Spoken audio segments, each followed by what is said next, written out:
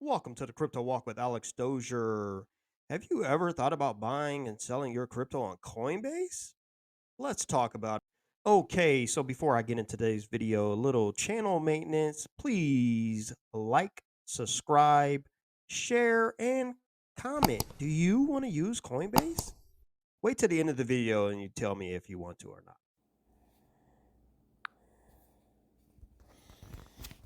Okay, so you go into your Coinbase.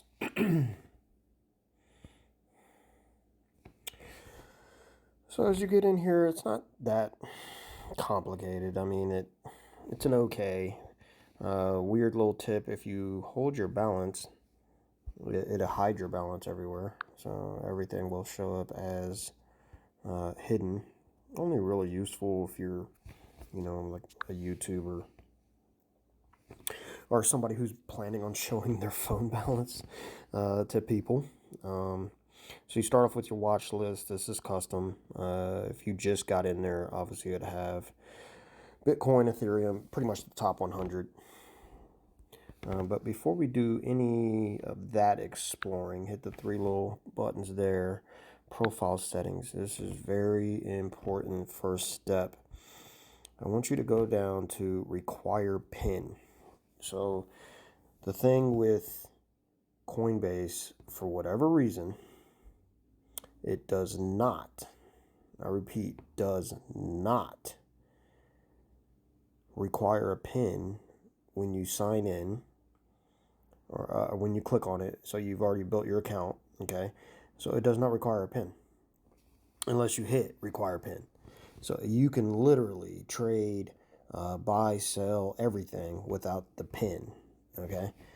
Which I'm gonna just tell you is trash. That would mean literally if you lost your phone and it wasn't locked, like me, I don't lock my phone. Okay, I have a girlfriend. I don't cheat on her, so she can look at my phone anytime she wants to. I don't care. If somebody found your phone and it wasn't locked and knew what they were doing, obviously, knew what Coinbase was, they could immediately buy stuff and sell stuff and transfer, do all kinds of stuff. So I definitely suggest you hit require PIN, give yourself a PIN, confirm said PIN. Then it's going to send you to PIN settings. I would tell you to just go ahead and leave both of them on. So required to open means you can't do anything on Coinbase without putting in the PIN. If you don't have that on, but you do have required to send crypto, basically you can open the app. You could do a bunch of stuff on the app without using your PIN, except send crypto. It will let you buy it without the PIN, but you can't send it. So if you had a vengeful girlfriend who wanted to tip you over, she could take your phone and buy $10,000 worth of crypto. I mean, it's an investment, I guess, but still, you'd wake up and your account was $10,000 higher because she bought a bunch of crypto on your account. So require PIN. Trust me, you're going to want to do that.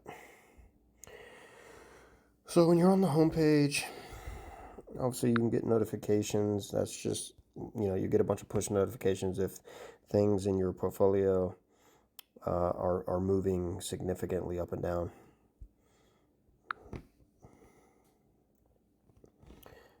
So if you go to your portfolio, one of my biggest complaints about Coinbase, there is no P&L whatsoever. You have, unless you're keeping records of some kind outside of Coinbase, you would not know if you're in the red or green.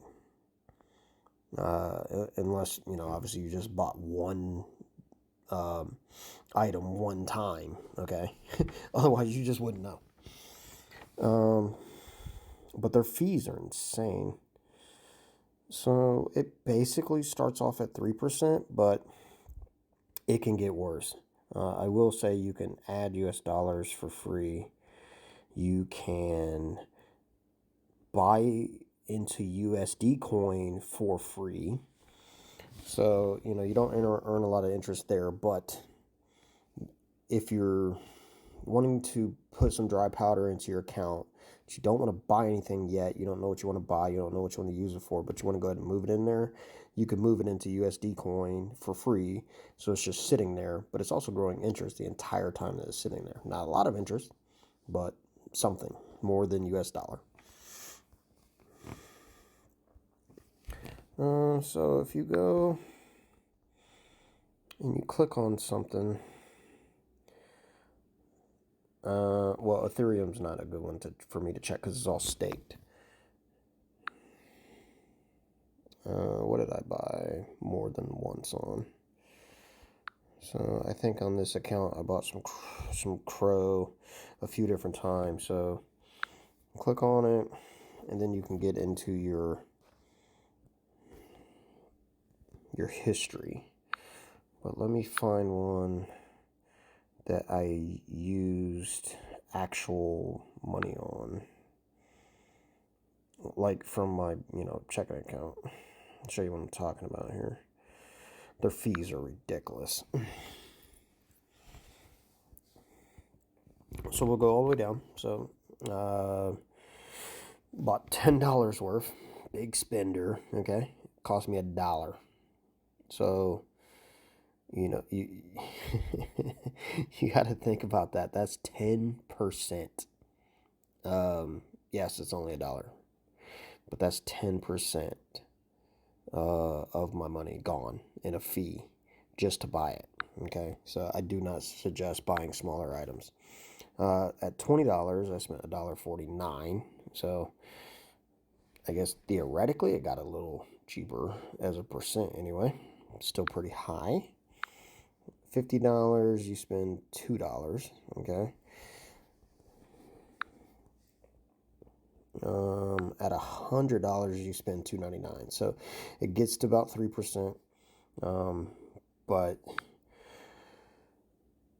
their pricing has to be on tiers because $50 charges you $1.99. But I will tell you, if you try to buy $55, it will charge you $2.99. So there's definitely a tier plan to their fees.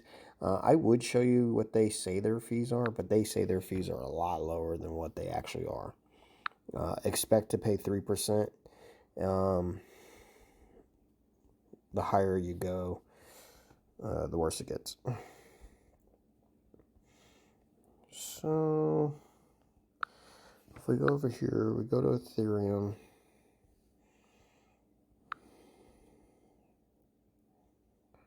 Okay. Well, I bought this using cash, 150. I was trying to see if on this account, if I paid more. Like I did this one at 200, but it's hard to tell. So I bought $200 worth, but I only got $195.96 when I transferred from the USDC wallet and converted it to Ethereum. So that means I paid a $4 fee to do $200.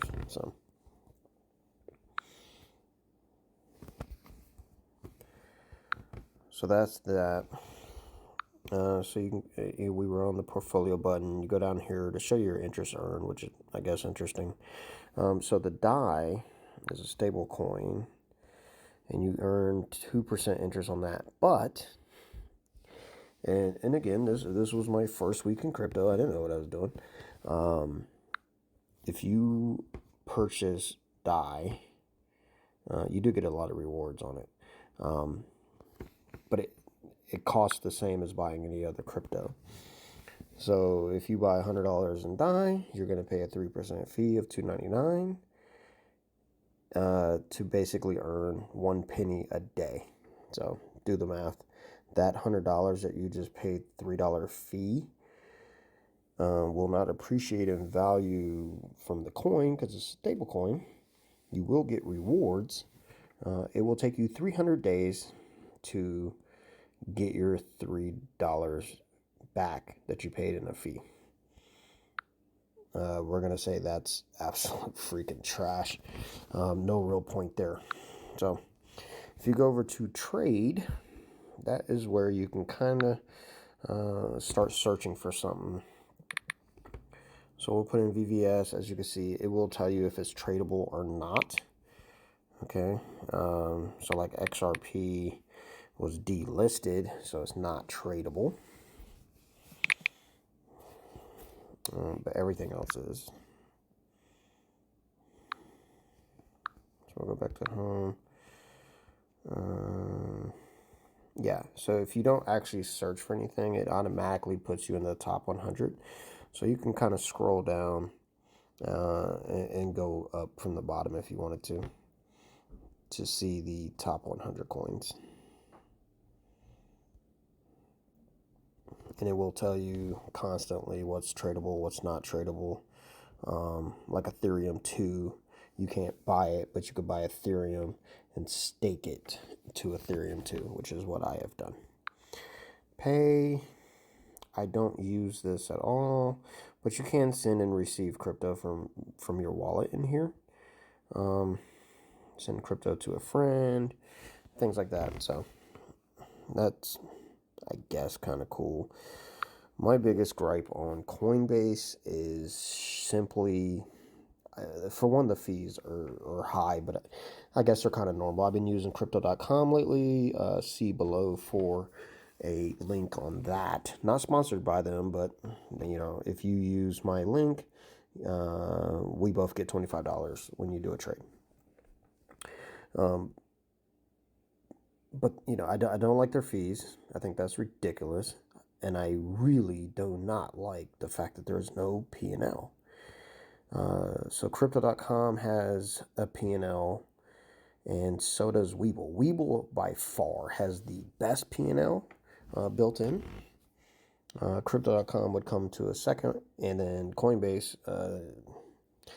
third, only because it's out of 3. It doesn't have it. It doesn't exist. I don't know why they don't want you to know what your profit is.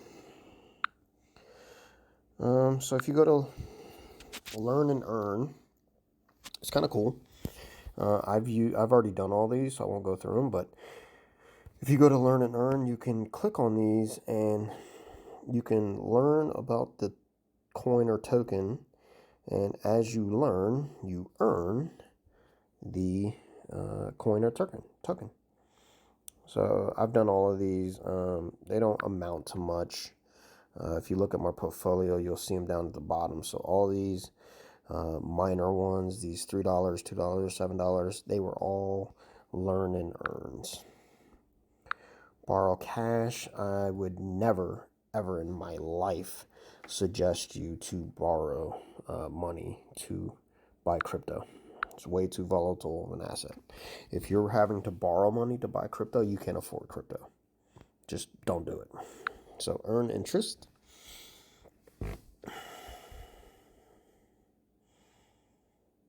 Okay, so if you earn interest, you'll see you got the, when you're on here, the ones listed up top are the ones that you're actually earning interest. So you can see on the die, I have, I'm assuming lifetime, yeah. I've earned 48 cents on that. I can tell you I have paid probably $10 in fees just to move my money into DAI, and I've earned 48 cents. So the rate of return is trash.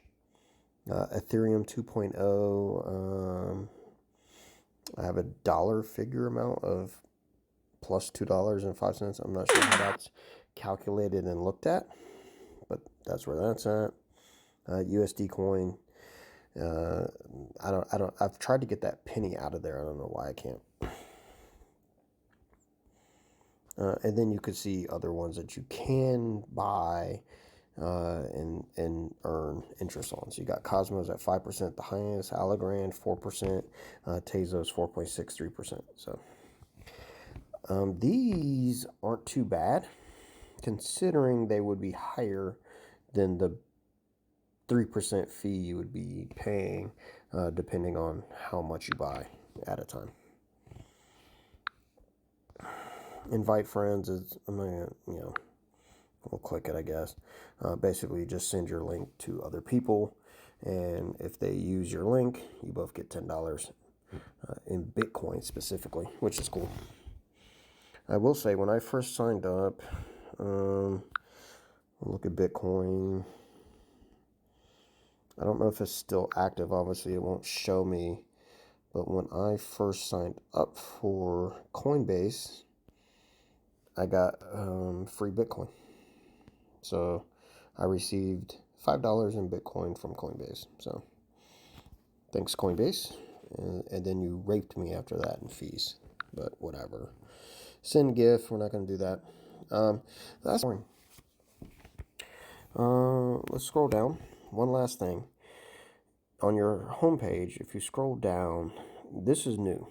They added a bunch of explanations. This was not there maybe 2 months ago. So if you don't know what a NFT is, what is a USD coin, what is Dogecoin, so all of that, and it just keeps going, which is cool because I didn't used to be there. And when I first started, I started here, and I just didn't know much, and all of this wasn't here. Okay, so we're gonna look at how to buy on Coinbase. So if you hit the double arrows going in opposite directions, you'll get these options. So buy crypto with cash. That means you're going to take it out of your checking account or whatever account you have tied into this thing. You could sell for cash, which will put it into your USD balance. Convert one crypto to another. So that is what it says. I mean, I use it to move from stable coins into actual cryptos. Not that stable coins aren't cryptos, but you get it. You could send crypto to another wallet. I do believe there is a fee for that, if I'm not mistaken. I think I sent some to another wallet and it cost me. Receive from another wallet. So, transfer from your MetaMask or whatever, and then add cash to your accounts. So we're going to do a buy. We're just going to act like we want to buy some Bitcoin. So let's say you wanted to buy $1,000 in Bitcoin.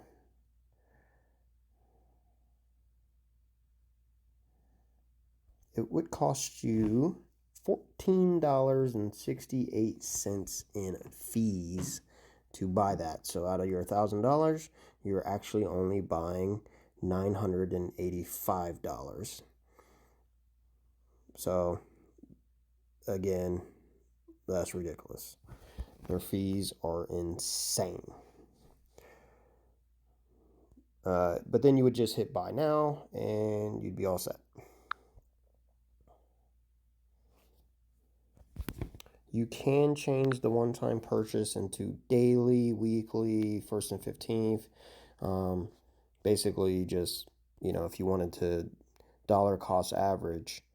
But what I would say is, while it makes perfect sense, great sense, you should DCA, you want to make sure you're DCAing an amount that's worth it for the fee.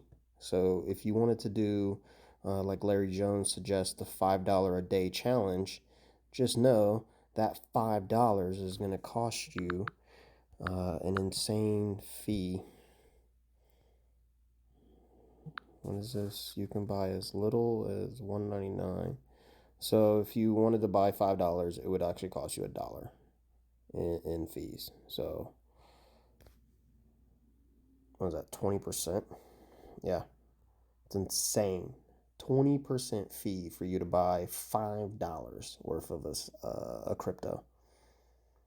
It's just not worth it on small amounts. So if you were going to DCA a small amount, you're better off putting it into your cash balance or into USDC so that there are no fees until you have an amount that's worth it to put into whatever crypto you wanted to do. The other way, if you were to just be on your asset and you clicked on the trade button, you get the same option. So buy and all that. If you wanted to, if you were putting your money into the stable coins like USD coin, USDC, or even DAI, DAI, you could get into it, hit the trade, and you would convert your USDC to another crypto. And then you would get to these options. You can click whatever. So if I wanted to trade it there, if you hit max, it would just transfer your entire balance of USDC. And then again, you end up paying a fee because you didn't pay a fee when you put it into USDC. But then you would pay a fee to get it out of there and actually purchase a crypto with it. So that's all there is on how to buy with Coinbase. Again, I'm not saying it's trash. I wouldn't use it. On crypto.com, they have a flat 2.99% fee, 3%. Okay, that's fine. I can get behind a 3% fee to use these US based exchanges. What I can't get behind is when the fee gets up to 20% on small amounts. So the smaller you invest, the more your fee is. Like, tell me how that makes sense. My review on Coinbase in a nutshell. Pros, user friendly, absolutely. You can get on there right away, start buying your favorite cryptos, no problem. They are highly regulated. They're the only crypto exchange on the stock exchange, which makes them highly regulated, and in my opinion makes them pretty safe as any exchange can be, because as you should know, if your crypto is on an exchange, you do not have full custody of that crypto. Final pro, for larger amounts, their fees are not bad. So for $1,000 purchase, you will only pay a 1.5% fee, which can save you money on based on other exchanges like crypto.com is a flat 2.99% fee. So cons, there is no P&L within the app. So you have to track it yourself on a different app or an Excel or something. There is no P&L. If you bought multiple cryptos over multiple time frames, you will have no idea within that app if you're in the green or red. I don't know why they hide that from you. I don't know why they don't want you to know. There's no user set price alerts. So if you bought some CRO with the hope of selling it at 99 cents because you want to get out before everybody else gets out at $1, you're going to have to set that price alert somewhere else, because Coinbase will not tell you. You will wake up and be screwed. It trades 24/7. The fees are way too high for smaller amounts. So if you want to do Larry Jones's $5 a day challenge, you better not be buying crypto with that $5 because you're going to pay a 20% fee. Ridiculous. The cap should be 3%. I like the fact that it can get lower if you buy more, but I think it's ridiculous that it gets higher if you buy less. That makes no sense. At $100, you only pay a 3% fee, which seems normal. $1,000, you pay a 1.5% fee. Okay, cool. But at $5, you pay a 20% fee. That's not cool.